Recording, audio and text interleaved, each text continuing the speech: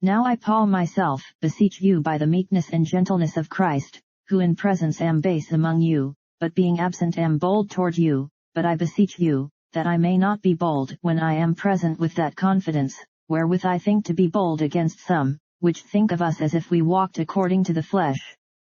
For though we walk in the flesh, we do not war after the flesh, for the weapons of our warfare are not carnal, but mighty through God to the pulling down of strongholds. Casting down imaginations, and every high thing that exalteth itself against the knowledge of God, and bringing into captivity every thought to the obedience of Christ, and having in a readiness to revenge all disobedience, when your obedience is fulfilled. Do ye look on things after the outward appearance? If any man trust to himself that he is Christ's, let him of himself think this again, that, as he is Christ's, even so are we Christ's. For though I should boast somewhat more of our authority, which the Lord hath given us for edification, and not for your destruction, I should not be ashamed, that I may not seem as if I would terrify you by letters.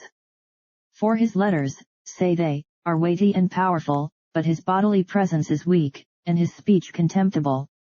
Let such an one think this, that, such as we are in word by letters when we are absent, such will we be also indeed when we are present.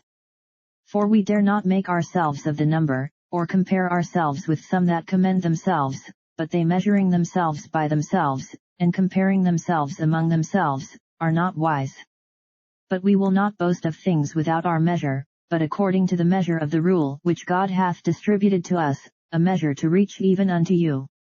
For we stretch not ourselves beyond our measure, as though we reached not unto you, for we are come as far as to you also in preaching the gospel of Christ, not boasting of things without our measure, that is, of other men's labors, but having hope, when your faith is increased, that we shall be enlarged by you according to our rule abundantly, to preach the gospel in the regions beyond you, and not to boast in another man's line of things made ready to our hand.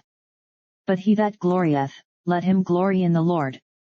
For not he that commendeth himself is approved, but whom the Lord commendeth.